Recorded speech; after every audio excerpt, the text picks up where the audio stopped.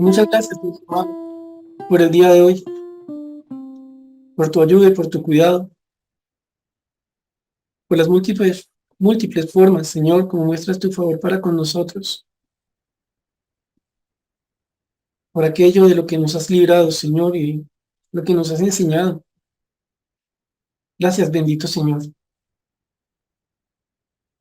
porque eres bueno, porque eres fiel a tu palabra, porque no nos olvides y no dejas de hacer lo que es necesario, aunque a veces nosotros, como pataleando, nos resistimos. Gracias, Señor, por esta iglesia tuya, por darnos la bendición de seguirnos congregando los días miércoles por medio virtual. Y gracias, Señor bendito, porque ahora tenemos el tiempo de escuchar tu palabra. Así las cosas, Señor, nosotros te pedimos perdón por las formas en que nosotros te ofendemos y te fallamos. Esta petición, Señor amado, la hacemos reconociendo, Dios, que muy fácilmente nuestro corazón se inclina a la religiosidad, a quitarle valor a las cosas que importan, y que entonces fácilmente podemos pedirte perdón por pedir perdón. Por eso, Señor, rogamos tu ayuda para que nuestro corazón de verdad esté arrepentido y podamos andar en las obras propias de ese arrepentimiento. Y te pedimos entonces que nos enseñes tu palabra como parte de ese proceso en el que nos limpias, nos instruyes, nos enseñas, corriges. Háblanos, Señor, te lo pedimos. Que tu Santo Espíritu sea nuestro Maestro. Que tu palabra haga en nosotros lo que tú quieres, Señor. Gracias, Padre, por esta palabra, Señor, que oramos estudiar. Por obra de tu Santo Espíritu. Oramos en el nombre del Señor Jesús. Amén. Bien, mis hermanos, pues vamos a continuar un tema que comenzamos ya hace algunos miércoles. Se recordarán que el Señor nos viene enseñando sobre el amor bíblico y comenzamos entonces el estudio de lo que el Señor nos dice sobre el amor ahí en 1 Corintios capítulo 3. Desde ya voy a pedirles por favor que vayan a 1 Corintios capítulo 13.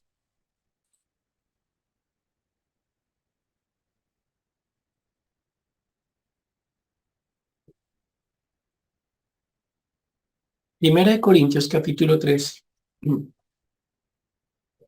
Hoy nos corresponde avanzar otro poquito sobre esta enseñanza, pero antes vamos a hacer la lectura de este capítulo. Es corto y creo que entre más lo leemos va a tender a quedarse en nuestra cabeza lo que el Señor nos enseña en este capítulo sobre el amor. ¿Listo? Entonces leemos 1 Corintios capítulo 13 versículos 1 al 13. ¿Listos? Dice así: si yo hablase lenguas humanas y angélicas y no tengo amor, vengo a ser como metal que resuena o címbalo que retiñe. Y si tuviese profecía y entendiese todos los misterios y toda ciencia, y si tuviese toda la fe de tal manera que traslase los montes y no tengo amor, nada soy. Y si repartiese todos mis bienes para dar de comer a los pobres, y si entregase mi cuerpo para ser quemado y no tengo amor, de nada me sirve. El amor es sufrido, es benigno, el amor no tiene envidia, el amor no es jactancioso, no se envanece, no hace nada indebido, no busca lo suyo, no se irrita, no guarda rencor, todo lo sufre, pero no se goza de la injusticia, más se goza de la verdad. Todo lo sufre, todo lo cree, todo lo espera, todo lo soporta. El amor nunca deja de ser, pero las profecías se acabarán y cesarán las lenguas y la ciencia acabará. Porque en parte conocemos y en parte profetizamos, mas cuando venga lo perfecto, entonces lo que es en parte se acabará. Cuando yo era niño, hablaba como niño, pensaba como niño, juzgaba como niño, mas cuando ya fui hombre, dejé lo que era de niño. Ahora vemos por espejo, oscuramente, mas entonces veremos cara a cara. Ahora conozco en parte, pero entonces conoceré como fui conocido. Y ahora permanecen la fe, la esperanza y el amor, esos tres, pero el mayor de ellos es el amor. Te recordaron, mis hermanos, que el Señor la vez pasada nos estuvo enseñando sobre este amor que no tiene envidia, este amor que no tiene ese celo que implica un ardor en el alma contra el otro, contra aquel al que se nos llama amar, y hablamos un poco sobre este tema del celo que no voy a por ende a intentar resumir ahora, porque también tendemos a quedarnos con poquito tiempo. Cualquier cosa, pues recuerden que tenemos las predicaciones grabadas y pues ahí podemos ver lo anterior para tener un mejor contexto. Y es que ustedes notan entonces que lo que continúa es el amor no es jactancioso, no se envanece. Yo no sé a ustedes, mis hermanos, si como a mí les pasa algo, que es difícil lidiar con la gente que es muy creída. No sé si ustedes han dado con personas que son muy creídas. Aquellos que, digo siempre molestando, no caminan, sino que levitan.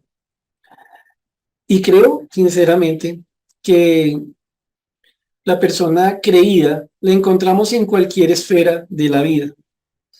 La encontramos en el ámbito de los juegos. Me acuerdo cuando me ha correspondido ir de siervo a los campamentos con jóvenes y cómo algo que uno nota, y he estado ya en varios y me ha correspondido trabajar con diferentes grupos, es que muchos muchachos en el tiempo de la enseñanza, de la consejería, son cristiano ideal, no súper lindos, súper juiciosos, chévere. Pero llega el momento de jugar y se le sale, perdónenme la expresión, se le sale el animal competitivo. Pero no solo eso, sino se le sale el, venga, venga, yo le digo qué equipo se arma, yo le digo con quién juego, yo le digo con quién me entiendo. Los demás que me miren jugar, bueno, que se admiren como juego. Y estando en varios de estos grupos, estando como consejero, como líder de ese grupo, recuerdo lo que ha generado eso en el corazón de otros, de los que no eran elegidos, porque pues el que se creía el mejor jugador no le iba a escoger para jugar con él, no le daba la altura. Y en los efectos que tenía en el equipo cuando se acaba la parte deportiva y teníamos que volver a las cosas propias del campamento. Recuerdo muy bien eso que me ha pasado ya en varias ocasiones. Recuerdo, mis hermanos, que hay algo que a mí me genera cierta inquietud cuando en los reinados los retransmitían hace años y le decían, ¿usted por qué debiera ser señorita Colombia, por decir algo? Y la persona tenía que venderse como lo mejor, porque claro, si no se vende a sí mismo, pues ¿quién le va a comprar? Lo vemos en el ámbito de las entrevistas laborales, ¿no? Usted tiene pronto una serie de compañeros de entrevista, personas con las que está compitiendo por un cargo, y usted tiene que convencer al entrevistador de por qué usted es la persona más adecuada para ese trabajo. Y normal, ¿cierto? Pensamos en competir, pensamos en la lucha del día a día de esta selva que llamamos mundo, ¿no? Pero es que hay otras esferas donde es más difícil comprender el ser creído, el ser orgulloso, el ser jactancioso en la casa, en la familia, donde pareciera que nadie compite con nadie. Porque no sé, mis hermanos, si a ustedes como a mí nos pasa que nosotros llegamos a la casa y nos sentimos como desconectados muchas veces de este mundo, porque es distinta. Pero este tema de la jactancia, del que vamos a hablar ahora con mucho más detalle, es algo que también afecta a las casas. Tiene que ver con el esposo que se cree mucho para con la esposa, que porque es la persona que Dios usa para llevar la plata a la casa, o la esposa que se cree mucho para con el esposo, porque tal vez él no entiende todo el esfuerzo que ella hace para tener la casa en condiciones, la alimentación y demás, o el hermano mayor respecto del hermano menor, porque el hermano menor no entiende todo el sufrimiento que él tuvo como hermano mayor y ve a su hermano menor como un consentido entre hermanos y tantas otras cosas. Hoy, por ende, pensando en esto, nos corresponde pensar un poco en la jactancia y en el envanecimiento, como cosas que se oponen al amor bíblico. Desde ya, repito, si no en todas, en demasiadas esferas de nuestra vida, se puede ser un jactancioso. Y la pregunta es, cuando somos eso, cuando hacemos eso, ¿qué es lo que estamos logrando? Y como ya lo saben, me quiero quedarme en una esfera cercana, pequeñita, en la familiar. Claro, esto lo podemos aplicar a la esfera eclesial en general, pero me voy a meter al rancho literalmente. Quiero pedirles que pensemos en lo familiar, ¿vale? Por favor. Entonces, arranquemos con el estudio de la jactancia y del envanecimiento en el versículo 4, donde leemos de nuevo: el amor es sufrido, es benigno, el amor no tiene envidia, el amor no es jactancioso, no se envanece. Arranquemos definiendo las palabras. Este amor de la voluntad, este amor verdadero, este amor ágape, que no está basado en condiciones, sino que es el deseo de amar bíblicamente, que es el amor de Dios en últimas, no puede ser jactancioso. El amor no puede envanecerse, porque lo que es jactancioso refiere, digámoslo de una palabra, de una forma más cercana, que posiblemente muchos usamos, es el amor fanfarrón, o mejor, el amor no puede ser fanfarrón, el amor no puede ser presumido. Ojo con lo siguiente, porque por definición un fanfarrón no puede amar. Ojo con eso. Y recuerden lo que atrás nos enseña el Señor sobre el címbalo que retiñe, sobre que Él te entrega su cuerpo, todas esas cosas que nos dicen los versículos anteriores. Porque alguno aquí pudiera en este momento considerar: yo soy jactancioso, yo soy fanfarrón, yo soy creído, pero yo amo a mi familia, yo amo a mi señora, yo amo a mis muchachos, yo amo a mi esposo. Desde la definición, Dios nos dice, no se engañen. El jactancioso es incapaz de amar bíblicamente. Ojo con esta premisa, que casi que es la conclusión de lo que estamos estudiando. Así que el amor no puede ser, por naturaleza, no puede ser ni presumido, ni fanfarrón, ni orgulloso, no puede ser. Ahora viene algo, y es que el amor no se envanece. Estas dos palabras las vamos a trabajar en conjunto porque están estrechamente relacionadas. La palabra envanecerse es bien bonita, es bien llamativa. Viene de una palabra que traduce soplar, o si se quiere, inflar, digámoslo de una manera aún más clarita. El que se envanece se está hinchando. Tal vez ustedes, mis hermanos, han visto algunos animales cuando están de cortejo. Lo he visto entre las aves y entiendo que también lo hacen las ranas con los sapitos. Y perdónenme los biólogos si no soy preciso en esto, pero pues es de lo que uno sabe de Discovery, esas cosas que uno... Cuando el animalito quiere llamar la atención de la hembra, se infla, ¿no? ¿Han visto ustedes seguramente a los sapos que inflan? No sé si es el bucho, el vientre, perdónenme, no sé, esto solamente es lo que ven las imágenes. Se infla de una forma impresionante, mostrarse más grande, ¿no? Mostrarse, si se permite la expresión, más macho, mostrarse como el más apto para que la hembra lo seleccione y se aparee con él. Y con los pajaritos también vemos eso. Pensamos en el pavo real, que abre sus plumas, que generalmente las llevas acumuladitas o amontonaditas y hacia abajo, pero cuando está la hembra muchas veces las abre y son un abanico de colores, hermoso por demás, pero lo hace ¿para qué? Para llamar la atención. En ambos casos, sea en el de los sapos, sea en el de los pájaros, como el pájaro, como el pavo real, ustedes notan algo interesante. Están usando algo que se les dio, lo engrandecen para llamar la atención sobre ellos. ¿Vale? Entonces, la palabra envanecer, ¿a qué se refiere? A inflarse, a llenarse de aire. Digamos que la relación sería más o menos la siguiente. La jactancia o el orgullo es como el viento que infla al envanecido. Un globo creído se llenaría de su amor a sí mismo y entonces sería un globo envanecido, un globo hinchado. Pero ojo con lo siguiente, mis hermanos, porque lo cuestionable es que está lleno como de nada, está inflado como de nada. Entonces, jactancia, fanfarronería, orgullo, creerse mucho,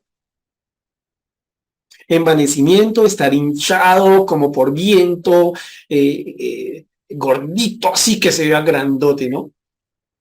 Ojo que el Señor dice que el amor no es jactancioso y el amor no se envanece. Ahora, comencemos a mirar entonces algunas cosas bíblicas para entender mejor por qué el amor no puede ser ni jactancioso ni envanecido. Vayan por favor a Proverbios 27, versículo 2. Ver Proverbios 27, versículo 2. Ya saben, mis hermanos, que nuestro ejercicio es estarnos moviendo por la Biblia, salvo que usted realmente no lo puede hacer. Le recomiendo siempre que se mueva los versículos que leemos, no solo los escuche si los puede leer, porque muchas veces usted va a encontrar más cosas de las que uno puede expresar. Proverbios 27, 2, dice así. Alábete el extraño y no tu propia boca, el ajeno y no los labios tuyos. El Señor aquí está dando una máxima de sabiduría, en la que de tajo dice algo. Mire, si alguien no se debe alabar, es uno mismo. Si algo no le gusta a Dios, si algo dice Dios que no debe ser, es que la propia boca le alabe a uno, que los propios labios lo alaben a uno. Dice el Señor, si alguna alabanza usted va a recibir creyente, que sea de uno que no lo conoce, que sea de uno que no le va a ser lisonjero, que sea de uno que no le va a pedir un favor después de echarle flores. Ahora, noten algo interesante. El Señor aquí nos pone a pensar a nosotros en algo que nosotros hacemos muchas veces de forma, entre comillas, natural. Y eso lo vamos a desarrollar un poquito más adelante. Este versículo no está diciendo que no se debe alabar el que hace las el que hace las cosas de forma mediocre. No. Este versículo no está diciendo que no se debe alabar el que se equivoque en las cosas que hace. Que no se debe alabar el hombre que no sabe trabajar, que no se debe alabar la mujer que no sabe encargarse de las cosas que están a su cargo. Aquí lo que está enfatizando el Señor, como ustedes lo pueden ver, es que no está bien delante de Dios que los propios labios hablen bien de uno. Y desde ya quiero plantearles un ejercicio. ¿De qué maneras podemos alabarnos nosotros mismos? Bíblicamente, desde lo que dice Proverbios 27:2, pues cuando nosotros decimos de pronto tras un agradecimiento, oiga, qué chévere lo que usted hizo, qué chévere lo que usted enseñó, qué chévere lo que usted tal cosa. Y entonces dice la persona, pues no, pues obvio estudié. O no, no, no, es que desde chiquito yo he sido muy esforzado para hacer las cosas bien. O es que yo no soy amigo de la mediocridad, a mí me gusta meterle todo el tiempo, toda la vida a las cosas para que salgan bien. O a mí las cosas me salen así porque yo las hago para el Señor. ¿Ah? Y metemos ahí a Dios como para maquillar lo que estamos diciendo muchas veces. Solo quiero pedirle a usted que piense. Hay momentos en los que usted, como yo, usamos nuestras propias palabras para exaltarnos. Ojo, Dios no está diciendo que es que usted haga las cosas mal. Dios no está diciendo que usted cumpla mal sus responsabilidades. Dios está diciendo, en verdad, usted es aquel quien se debe alabar. Pero hay una segunda forma como nosotros intentamos lograr esta alabanza desde nuestros propios labios. Y es cuando nosotros preguntamos cómo le pareció que hicimos las cosas. Y no estamos buscando aquí una retroalimentación. Estamos buscando lisonja. Me acabo de preparar la mega bandeja paisa. Le probé y cada uno de sus componentes quedaron deliciosos. Quedó presentada como para MasterChef, cualquiera sea la versión en la que se encuentre en la actualidad. La sirve. Veo que los que están comiendo esa bandeja paisa conmigo casi que lloran de la felicidad. Hacen caras. A ver si se les puede servir otro poquito. o incluso si le queda para llevar. Y después, habiendo notado el buen impacto que tuvo la bandeja en las personas, preguntamos, ¿qué tal le pareció? Pero ya conocemos la respuesta. Solo queremos que los demás endulcen nuestro oído. Queremos hacer de los demás un instrumento para alabarnos a nosotros mismos.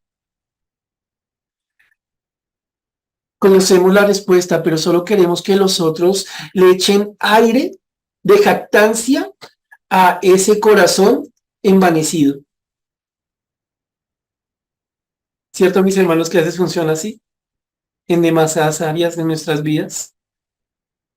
Y entonces nosotros pensamos, ¿sabes qué? Me gusta que me consientan. Ojo, mis hermanos, que lo que está detrás de la jactancia y el envanecimiento no es tan superficial como parece. Lo primero, Dios dice, usted no se debe alabar. Sus labios no lo deben alabar. Que lo haga otro que no tiene ningún interés con usted. Que lo haga de forma neutral. Pero usted no. Y no intente hacer de los otros instrumentos para lograr lo que usted no puede hacer directamente. Ahora,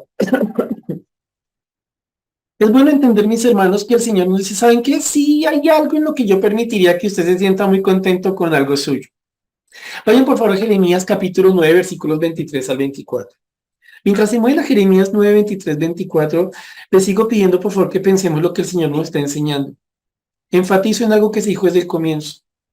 El jactancioso no puede amar. No es que no quiera, es que no puede. El envanecido no es que no quiera amar, es que no puede. Y vamos a ver más adelante algunas consecuencias que trae esto, por lo cual es muy claro que no puede amar. Pero quedemos en Jeremías 9, 23, 24. ¿Qué tenemos frente a nosotros? Tenemos un texto en el que el Señor le está advirtiendo al pueblo por medio del profeta Jeremías, le está hablando a Judá por medio del profeta Jeremías. Le está diciendo, en otras palabras, los voy a deportar, les voy a destruir la ciudad. Van a sufrir de una forma impresionante, van a sufrir mucho, los voy a disciplinar muy duro. ¿Por qué, Señor? Somos tu pueblo, ¿por qué harías eso? Porque entre ustedes son muy injustos y porque como pueblo se han vuelto a la idolatría. Ojo, el contexto de lo que vamos a leer tiene que ver con una reprensión, con una advertencia del Señor que terminaría convirtiéndose en hechos ciertos. El pueblo termina deportado porque no le creyeron a Dios. Lo que vamos a ver, lo que dice el Señor aquí sobre alabar o alabarse, tiene un contexto. Le está hablando a personas que eran injustas entre ellos y que se habían olvidado de quién es el Dios verdadero. En ese contexto es que aparecen esos versículos de los más conocidos del libro de Jeremías. Versículo 23. Así dijo Jehová, no se alabe el sabio en su sabiduría, ni en su valentía se alabe el valiente, ni el rico se alabe en sus riquezas. Mas alabes en esto el que se hubiere de alabar, en entenderme y conocerme, que yo soy Jehová, que hago misericordia, juicio y justicia en la tierra, porque estas cosas quiero, dice Jehová. Ojo con lo siguiente, recordemos lo que les acabé de comentar. El Señor ahora le está diciendo por medio del profeta Jeremías a estos supuestos creyentes de Judá, mire, no se alabe por lo que usted, o no se alaben por lo que ustedes son o pueden hacer. Ustedes son o pueden hacer algunas cosas, pero su realidad, la que no han notado, es que están lejos de mí. Ustedes están volcados a la idolatría y entre ustedes son muy injustos. Pero para ustedes, dirá el profeta Jeremías, inspirado por Dios, para ustedes lo importante que es, miren mis hermanos lo que está detrás de la jactancia. No, lo importante es que yo soy sabio, sí, yo soy sabio, yo tengo una capacitación especial, yo soy como un experto en las cosas que hago. Yo incluso soy la persona más capaz para dar un consejo. O no, yo soy la persona que vive más según la voluntad de Dios. Ojo, la palabra sabio significa uno que es experto en lo que hace o una persona que está acreditada, capacitada para dar un consejo o una persona que, según ella, vive según la voluntad de Dios. Noten lo siguiente para que le echemos cabeza y nos demos cuenta de que estamos hablando. ¿Hay algo malo en ser sabio? ¿En tener estas capacidades? No, no hay nada de malo. ¡Qué bendición! Qué cosa tan bonita saber hacer las cosas, poder dar un consejo o intentar vivir según las normas de Dios. Y el Señor dice, no se alabe el sabio en su sabiduría. No se crea mucho por ser sabio. Mire el problema que tiene detrás. Sabio, note su necedad. Sabio de ese cuento, usted abandonó a su Dios, es lo que vemos nosotros en la parte anterior de este capítulo. Ahora, ni en su valentía se alabe el valiente.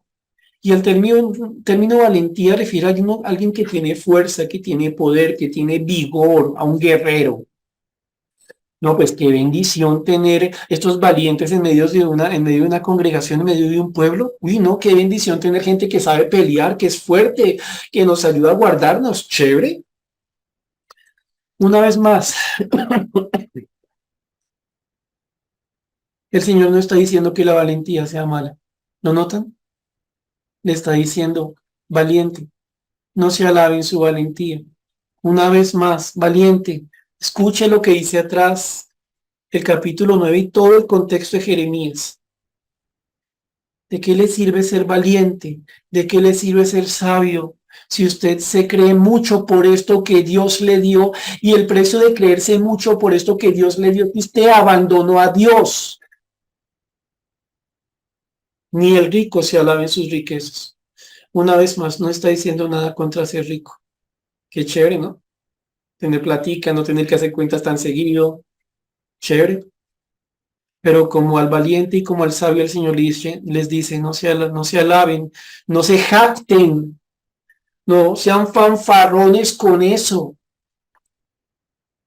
Dense cuenta, démonos cuenta cómo cuando somos jactanciosos, fanfarrones, envanecidos, en el fondo de ello se ha producido algo que ya de por sí es suficiente tragedia. En nuestra mente hemos abandonado a Dios. Y esto lo podemos leer por una razón sencilla. Porque Dios no habla contra la sabiduría, contra la valentía, contra el rico. Dios en el contexto habla sobre aquellos que se olvidaron de Dios porque están demasiado concentrados en sí mismos. Se llega a la casa, cualquiera sea la posición, la responsabilidad que usted tenga en el hogar, padre, madre, hijo, hija, abuelo, no sé. Y el Señor a usted le ha dado unas capacidades, como lo vamos a ver más adelante, las necesarias para que usted pueda hacer eso que usted tiene que hacer en esa casa. Y no está mal que sea ese padre, esa madre, ese hijo, esa hija, esa abuela. Lo que está mal es que se crea mucho y que abandone al Dios que le dio las cosas. Y entonces el Señor en el versículo 24 nos habla a nosotros sobre en qué sí deberíamos alabarnos. Y miren tan bonito.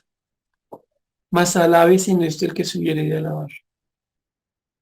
O sea que el Señor sí tiene una razón legítima para que nos sintamos honrados. Hay razones bíblicas para que en el corazón tengamos un orgullo sano, un orgullo que no ofende a Dios. Algo que por dentro es nuestra alegría personal, sea en sabiduría, sea en valentía, sea en riqueza, sea padre, sea madre, sea hijo, hija, abuela, lo que sea trabajador, siervo de la iglesia. Hay algo en lo que el Señor dice, miren, si este entendimiento está en su cabeza, entonces usted no va a ser un fanfarrón jactancioso. Mas alabes en eso en el que se hubiere de alabar, en entenderme y en conocerme. Entender y conocer a Dios. ¿Lo ven? Entender y conocer a Dios. ¿Qué? Que yo soy Jehová, que yo soy el Dios verdadero, que nadie es como yo. Que este Dios verdadero, el Dios de Israel, el Dios vivo, el Dios que es por sí mismo, sí tiene, él sí tiene por qué ser alabado. ¿Por qué? Hace misericordia, juicio y justicia. Siempre hace lo que es correcto, incluso ayudando a quien no merece la ayuda. Hace misericordia, juicio y justicia en la tierra donde nosotros moramos. El sabio, el valiente, el rico, el papá, la mamá, el chino, la china, el trabajador, el siervo de la iglesia, el que hace las cosas que tienen sentido es Dios. Y si una persona quiere conocer algo que le genere alegría en su propia vida cuando la revise, no es que sea muy sabio, no es que sea muy valiente, no es que sea muy rico o cualquier otra cosa que Dios le haya dado.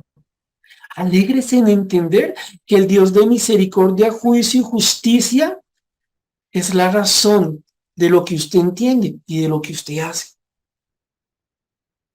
Piense en lo siguiente: si una persona conoce, si una persona entiende a Dios, ¿cuál es la consecuencia natural de esto? Y no tiene espacio para alabarse a sí mismo. Porque como algo semejante o inferior a la nada puede alabarse de la misma manera que se alaba al Dios verdadero. ¿Me hago entender? El conocimiento de Dios en nuestros corazones desplaza, deja en su lugar un errado entendimiento de lo que somos a partir de lo que Dios nos ha dado, porque se repite. No se trata, mi hermano, de que usted sea chante entonces porque Dios le dio a usted unas capacidades para lo que hace. No se trata de que usted entonces pelee con Dios porque ha sido un buen padre, una buena esposa, un buen hijo. No, está diciendo eso la palabra. Está diciendo, no se desubique, entienda, conozca al que está detrás de esto. Miren algo más, mis hermanos. La consecuencia natural de un corazón que conoce y comprende a Dios no solo está en el hecho de que no va a haber jactancia, no va a haber ese envanecimiento, sino que se va a procurar una buena relación con Dios. Y todos sabemos aquí algo, mis hermanos, y creo que no necesito demostrarlo. Una persona con una buena relación con Dios es por naturaleza humilde. No me tomen a mal cuando planteo esto. Pero yo en lo personal no le como cuento a una persona, cualquiera sea su realidad, que me dice que tiene una buena relación con Dios, cuando chicanea eso. No tiene sentido, ¿cierto? Entonces, acabamos de ver algo interesante. La jactancia, el envanecimiento, el autoalabarse, son características propias de uno que se olvida quién es Dios y qué ha hecho Dios en su vida, como le pasó a Judá antes de que se fueran para la deportación y que fueran destruidos por idólatras y pecadores. Pero miremos algo más, mis hermanos. Y recuerden que estamos haciendo con este estudio del amor. Le estamos dando duro esas cosas, mis hermanos, que nos quieren convencer a nosotros de que estamos amando bien. A nosotros no nos necesitan amando a nuestra manera. Nosotros debemos amar como ama Dios. Ese amor que Dios nos ha dado para amar es lo único que va a funcionar donde Dios nos ha puesto. Cualquier otra cosa es inferior y estorba. Vayan por favor a 2 Corintios capítulo 10. 2 Corintios capítulo 10 versículos, vamos a leer 12 y vamos a saltar al 17. Tal vez ustedes ya recuerdan cuando llegamos a esta porción que el Señor eh, está inspirando a Pablo a escribir algo. 2 Corintios tiene pasajes bien difíciles de comprender y de enseñar. Este es uno de esos. Al parecer, entre falsos maestros y personas dentro de la iglesia, se viene produciendo toda una serie de críticas contra Pablo, contra su apostolado, pero críticas pasadas. Ya se meten hasta con la apariencia física del hombre. Ya le dicen palabras más, palabras menos. Usted es muy gallito escribiendo. Usted con las cartas es el más peligroso, el más duro. Pero su presencia, su aspecto físico, no. Déjame decirte, nada que ver. Debilucho. Y tu forma de hablar, oh, eso es despreciable, menospreciable. Mira, Pablo, dirían los que le atacan en su ministerio, eres muy poca cosa. Ahora, nosotros vamos a encontrar en este capítulo que Pablo realiza una defensa de su ministerio. Y nosotros vamos a notar en este capítulo cómo el Señor por medio de Pablo pone las cosas en su lugar. Y va a ser ver algo muy interesante. que aquel que se cree mucho tiene muy mal sus propias medidas. Déjenme decirle de alguna manera, y tal vez alguno de los presentes lo ha vivido, lo hemos vivido. Les llegó al celular que promociones, pague 2, lleve 3 en prendas de vestir, y usted llegó al almacén, y usted vio unos pantalones jean, formal, informal, lo que sea, y le dice a la muchacha, ay, hágame un favor, yo quiero esos pantalones, deme uno de cada color, que esos me quedan bonitos. Y la muchacha le dice, ¿usted qué talla es? No sé, de pronto una mujer dirá, no, yo soy talla, bueno, no sé muchos, pero talla 10, por decir algo, ¿sí? No sé si eso es delgadito o gordito, pero no. Y el hombre dirá, no, yo soy talla 28-32. Y la muchacha lo mira así, ¿seguro?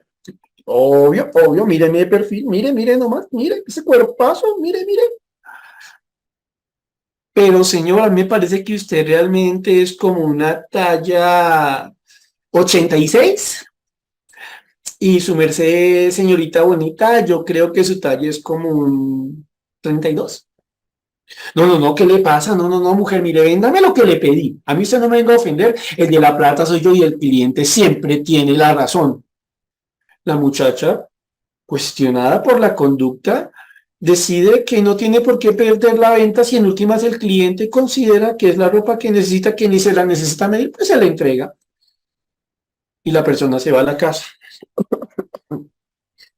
¿Y el problema cuándo está? ¿Cierto? Cuando se lo quiere poner. Cuando lo que se presume no concuerda con la realidad. Miren aquí algo parecido en 2 Corintios capítulo 10, versículos 12 en adelante. Dice Pablo, o el Señor, inspirando a Pablo, porque no nos atrevemos a contarnos ni a compararnos con algunos que se alaban a sí mismos, pero ellos, midiéndose a sí mismos y comparándose consigo mismos, no son juiciosos. Ojo, Pablo está refutando los ataques de aquellos que se creen mucho y a partir de creerse mucho lo atacan a él. O sea que ustedes y yo ya encontramos aquí algo más. ¡Wow! Algo interesante que encontramos en lo que le pasó a Pablo con los jactanciosos, que el jactancioso no solo se cree mucho, sino que a partir de creerse mucho, desprecia a los demás. El jactancioso tiene unas medidas en su cabeza como quien compra ropa que no es de su talla. Permítanme leerles de nuevo y explicar algunas cositas del versículo 2. Dice Pablo, yo no me atrevo a compararme ni a contarme con algunos que se alaban a sí mismos. Aquí está siendo irónico. Pablo dice, no, no, no, pues esta gente es tan grande que yo no me atrevo a compararme con ellos, ¿no? Son demasiado grandes. Sí puedo decir algo de ellos, a los que ellos dicen que yo no les llego, que no les doy la talla, listo, listo, pues que digan lo que consideran, ¿no? Pero ¿por qué piensan tanto de sí mismos?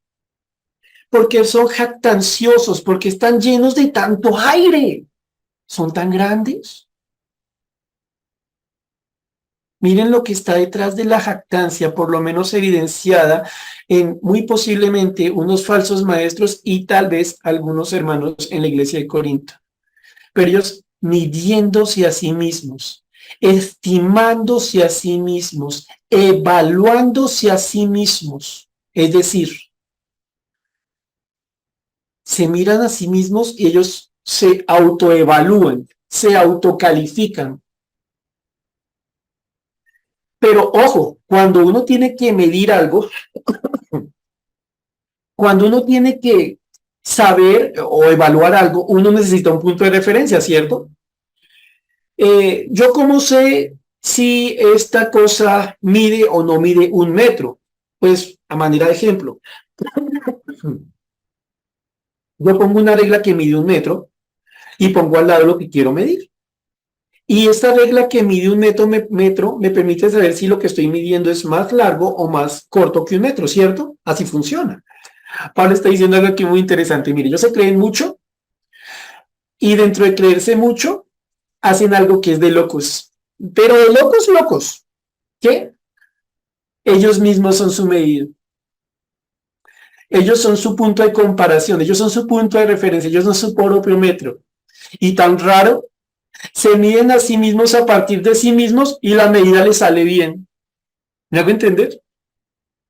Interesante. Y aquí, mis hermanos, tiene uno que ponerse a pensar, ¿será que uno es así? A manera de ejemplo, en un hogar, cualquiera sea la persona que dice esto, es indiferente. Solo piense la lógica que está detrás de todo esto. Le he dicho 1.000.000 de veces que no haga las cosas así. Usted sabe que las cosas para que queden bien hechas tienen que hacerse de la siguiente manera. ¿Sabe qué? Déjeme, yo lo hago que yo sí lo sé hacer. Esto aplica desde lavar un plato hasta comprar un carro. ¿Lo notan? El jactancioso que se envanece y que por ende no puede amar es una persona que se considera tan grande como para hacer su propia medida. Obviamente nadie le da la talla porque él es su propio metro y para que le diera la talla tendría que ser como él. El jactancioso, como lo veíamos en Jeremías, toma lo que Dios le ha dado, se lo apropia como si él mismo fuera la razón de eso y desde ahí entra a despreciar a los otros. Ah, el jactancioso no puede amar.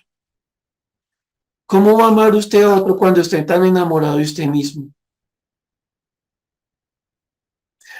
Es como si en su corazón tuviera un trocito de madera en el que aparece yo y yo por siempre. ¿Ya me entender? Ojo, mis hermanos, nosotros no vemos la jactancia así. Nosotros vemos la jactancia ni siquiera como jactancia, sino como la necesidad de que las cosas se hagan bien, ¿no? Y a veces para maquillar las cosas ponemos que se hagan como para la gloria de Dios, que se hagan en orden como para el Señor. Pero que nos decía Jeremías, mire, deje de envanecerse, conózcame, compréndame. Y ahí sí hablamos. Porque si usted se las va a dar de muy sabio en su sabiduría y me va a usar a mí como pretexto, igual es un jactancioso, un vano. Y entienda algo, corazón jactancioso, corazón envanecido, entiéndalo. Lo dice Dios. No puede amar, no es que no quiera. Pero pensemos en algo más, mis hermanos. ¿Por qué sale usted a trabajar? ¿Por qué se esmera en la casa como se esmera? ¿Por qué hace lo que hace, incluso en el ministerio eclesial? ¿Por qué lo hace? Solo piense adentro suyo un momento y dése cuenta que solo puede haber uno al que se quiere alabar cuando hace uno las cosas. Démonos cuenta que uno no puede decir esto lo hago para alabar a Dios y para alabarme a mí. Y démonos cuenta de algo. Si nos queremos alabar a nosotros, hacemos las cosas a nuestra manera. Y ya sabe, si alguno quiere predicar, yo le digo que tiene que hacerlo así, así, así, así, así, y me dirá algún hermano, pero así es como lo hace usted, yo no estoy de acuerdo. Y yo le contestaré, lo siento, pero las cosas se hacen así. Y la persona podrá decir por dentro, voy a orar porque estás lleno de jactancia. Y así no puedes amar, así no puedes servir. Y entonces el Señor viene y dice en 2 Corintios, después de decir esto, dice, porque no nos atrevemos a contarnos ni a compararnos con algunos que se alaban a sí mismos, pero ellos midiéndose a sí mismos por sí mismos y comparándose consigo mismos, no son juiciosos, no entienden lo que están haciendo. Pero si usted le pregunta al jactancioso que si sabe lo que está haciendo, le dice, claro que lo entiendo y siempre lo hago bien, porque no aprende de mí. Saltemos a los versículos 17 y 18 de este 2 Corintios 10. Entonces el Señor dice, mas el que se gloría, el que se honra, el que se siente en el interior de su alma con un orgullo que no ofende a Dios, el que se gloría, gloríese en el Señor, porque no es aprobado el que se alaba a sí mismo, sino aquel a quien Dios alaba. ¿No tiene algo interesante? El Señor nos está diciendo acá, oiga, ya saben, para no ser jactanciosos y para no caer en envanecimiento, tienen que sentirse mal por lo que están haciendo. No está diciendo eso el Señor. Está diciendo, hagan las cosas en el entendimiento de que Dios es el que hace por medio de ustedes, que Dios es el que capacita. Yo lo vamos a mirar mejor este pedacito y de pronto cuando se acuesta al final del día, tal vez en unos minuticos, le puedes decir al Señor, gracias. Porque a diferencia de tantas otras veces, hoy las cosas las hice recordando que tú eres quien las hace por medio mío. Y teniendo eso en mi cabeza, entendí que las tenía que hacer a tu manera. Y sabiendo esto, estoy tranquilo, tranquila, porque ese Señor bendito que de esta manera tengo tu aprobación. Es como si Dios, nuestro Dios, dijera, bien hecho. ¿No le suena bonito, mal? Cuando todo el tiempo estamos ofendiendo a Dios, cuando constantemente causamos su tristeza, ¿no le parece hermoso, mi hermano, mi hermana, que el Señor nos diga a nosotros algo hoy? No quiero que se sienta mal con lo que hace, quiero que lo haga bien, arrancando a entender por qué lo hace y para quién lo hace. Quiero que entienda que al que busca hacer las cosas a la manera de Dios, Dios le reconoce eso. No necesita autoexaltarse. Dios mismo se encarga de honrarlo. Eso suena bonito. Y es bonito porque Dios lo hace. Pero avancemos otro poquito. Entonces, recuerden, no es que no quiera amar, es que no puede amar. El jactancioso y el envanecido. Recordemos, el Señor dice muy claramente, mire, no busque que sus labios lo alaben y por vía de aplicación, no haga que su boca intente ganar que otra persona lo alabe usted. No haga eso. No busque esto. Recordemos, no está mal la sabiduría, la valentía, la riqueza y las cosas que Dios nos ha dado para servirle en medio de los lugares donde nos ha puesto. El problema es creernos algo por lo que nos han dado. Y recordemos, como lo decía Judá por medio del profeta Jeremías, quien cae en la jactancia ya se ha olvidado de su Dios. Que si nos vamos a alabar en algo, entonces está en qué? En conocer a Dios, en lo que sabemos del Señor, en hacer las cosas a su manera, según el conocimiento que Él nos da. Y recordamos una cosa más. ¿Cuál puede ser un indicio de que nosotros somos jactanciosos? Cuando nosotros somos la propia medida de aprobación o desaprobación de los actos propios y de los demás. Segunda cosa, cuando nosotros tendemos a despreciar a los otros a partir de nuestro criterio subjetivo. Pero avancemos un poco más. Miren, mis hermanos, que hay una porción muy bonita sobre este tema en Romanos 12, 3 al 8. Váyanse a Romanos, por favor, Romanos capítulo 12, versículos 3 al 8.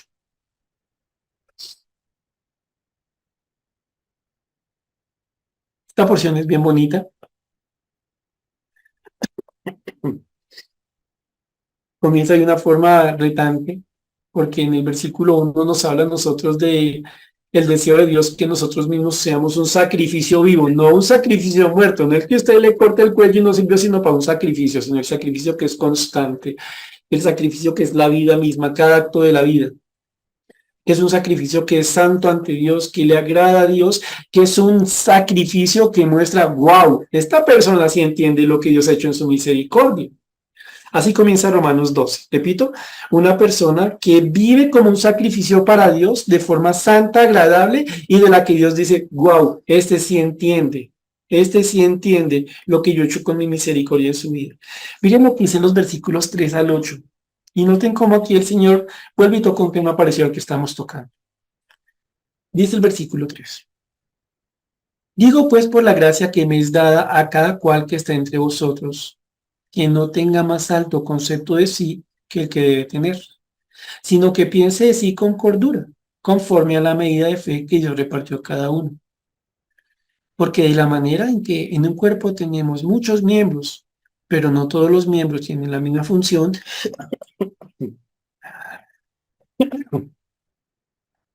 así nosotros, siendo muchos, somos un cuerpo en Cristo y todos miembros los unos de los otros. De manera que teniendo diferentes dones según la gracia que nos es dada, si es de profecía, úsese conforme a la medida de fe, o si de servicio en servir, o el que enseña en la enseñanza, el que exhorta en la exhortación, el que reparte con liberalidad, el que preside con solicitud, el que hace misericordia con alegría.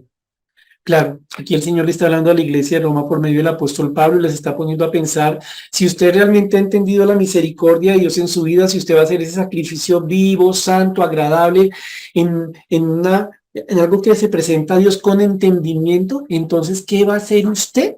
¿Qué voy a hacer yo?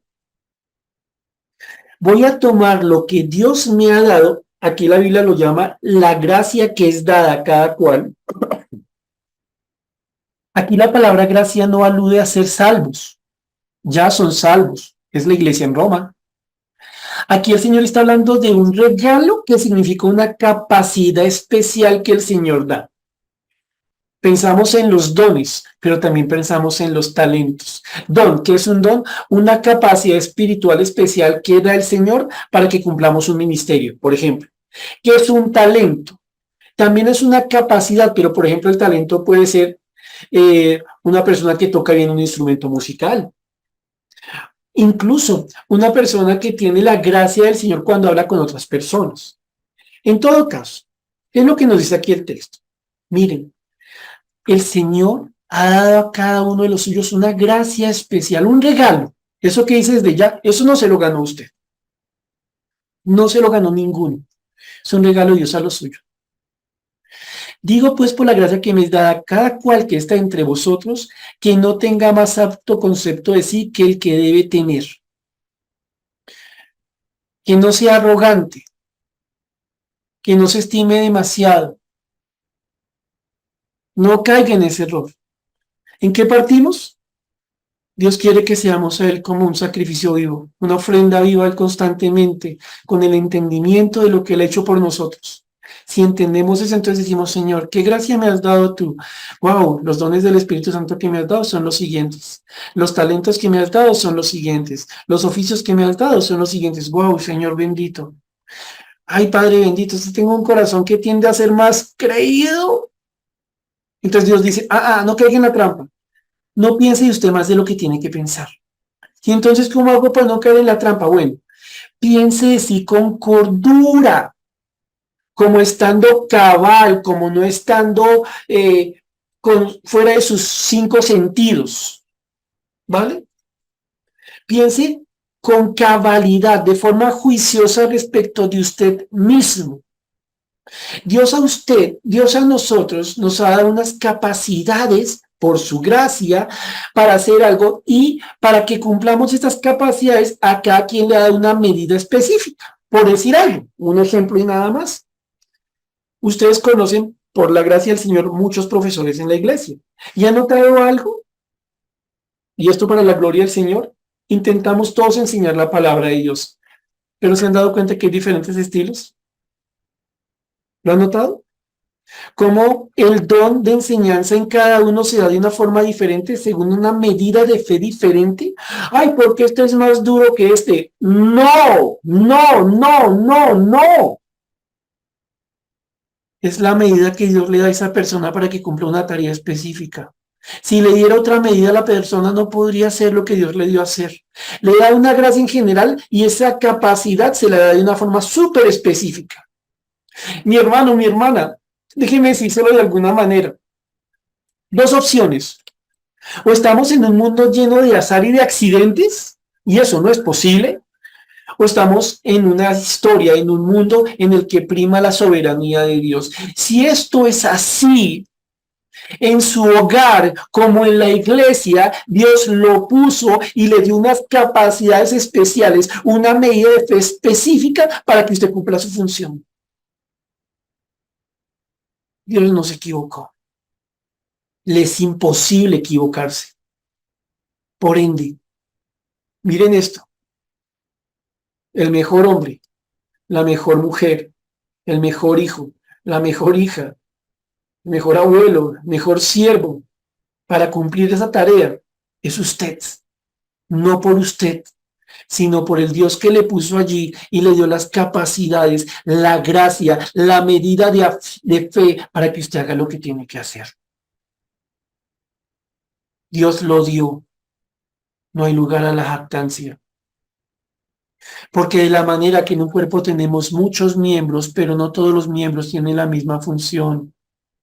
A veces la jactancia se basa en que pensamos que hay funciones más importantes, mis hermanos, y eso no es cierto. No es cierto. Así nosotros siendo muchos somos un cuerpo en Cristo. Todos somos parte de un cuerpo, de la iglesia en general, pero yo quiero enfatizar, mire su casa, mano, mire su casa, porfa. Mire quién es su esposo, su esposa, su hijo, su hija, su familia, donde Dios lo puso a usted. Usted no es su hogar.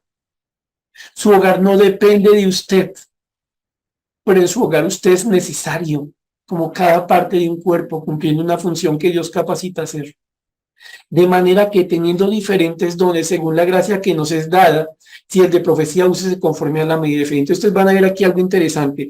La medida de fe refiere a esa capacidad específica para cumplir lo que Dios nos encargó. ¿Lo ven? ¿Lo ven, man? ¿Por qué no tiene sentido la jactancia? Porque cuando somos jactanciosos no tenemos ninguna cordura en nuestra cabeza. Me parece que el jactancioso tiene un poquito de loco.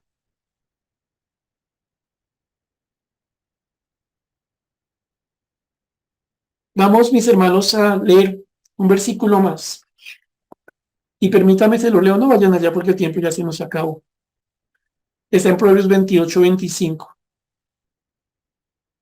En Proverbios 28:25, el Señor dice algo. Y voy a leerlo en tres versiones porque van a notar una diferencia, pero ya se las comento. Proverbios 28:25 dice lo siguiente. El altivo de ánimo suscita contiendas, mas el que confía en Jehová prosperará. Así lo leemos en la Reina Valera 60. El altivo de ánimo suscita contiendas, mas el que confía en Jehová prosperará. Miren cómo lo traduce la Biblia de las Américas. El hombre arrogante suscita rencillas, mas el que confía en el Señor prosperará. El hombre arrogante suscita rencillas, mas el que confía en el Señor prosperará. Miren cómo le dice la nueva traducción viviente. Ya les hago una explicación cortita y terminamos. La avaricia provoca pleitos. Confiar en el Señor resulta en la prosperidad. Hay algo interesante, ¿lo notaron? La nueva traducción viviente nos habla de avaricia. La Biblia de las Américas nos habla de arrogancia y la Reina Valera 60 nos habla de altivez. Pero creo que las tres pueden compenetrarse.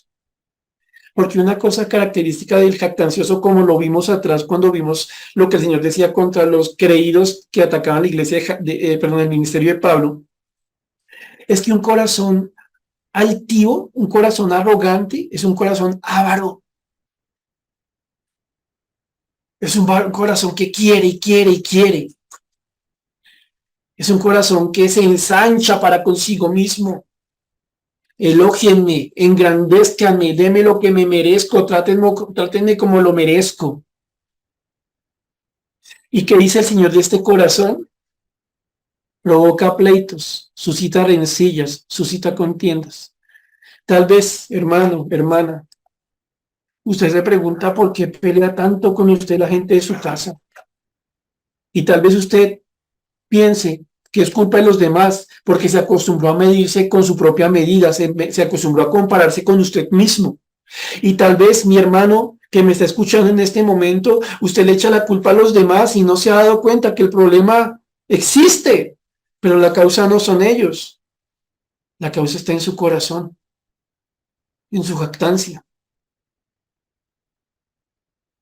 en estar inflado, en creerse el centro del hogar, en creerse el más duro, en creerse el que más manda, en creerse el indispensable. Y no le digo nada que yo mismo no entienda. ¿Cuántas veces hemos causado peleas en nuestros hogares a las personas que decimos amar?